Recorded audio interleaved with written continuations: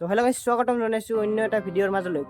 গাইছ, এইটো কোনো ধৰণৰ ব্লগ নহয়, মানে কোনো ধৰণৰ ব্লগ ভিডিঅ' নহয়, এইটো বেলেগ মানে টপিকৰ ওপৰত মই ভিডিঅ'টো বনাই আছোঁ।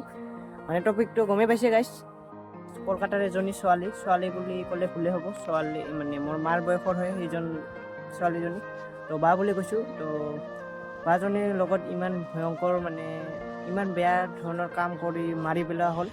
আৰু মই এইটো ভিডিঅ' ক'ত হ'ল, কেনেকৈ হ'ল, এইটোৰ ওপৰত বনা নাই।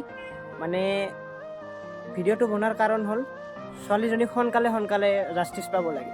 সেইটোৱে মোৰ মানে প্ৰশাসন বিষয়াক অনুৰোধ। আৰু মানে যিসকলে ধৰ্ষণ কৰিছিল সিহঁতক এতিয়ালৈকে ধৰা হৈছে।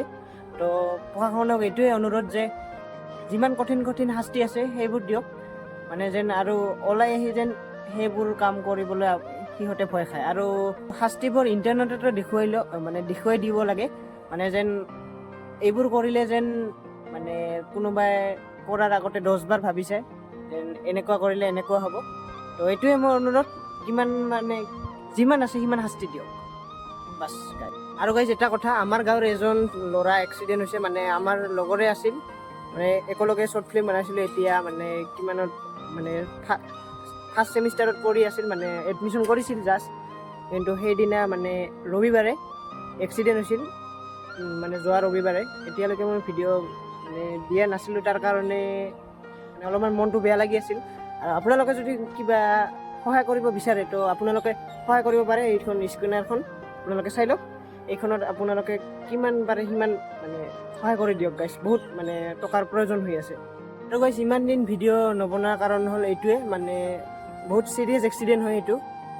মানে কি ক'ম আৰু গাইছ, বেয়াই লাগি আছে, তাৰ কাৰণে ভিডিঅ' বনোৱা নাছিলোঁ। তো আজি ভাবিলোঁ এটা ভিডিঅ' বনাই দিওঁ, এসপ্তাহ হয় আৰু।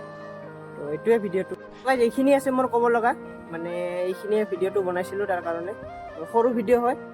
তো যদি ভিডিঅ'টো ভাল লাগিল তেনেহ'লে like, share, subscribe and comment এটা কৰি দিব।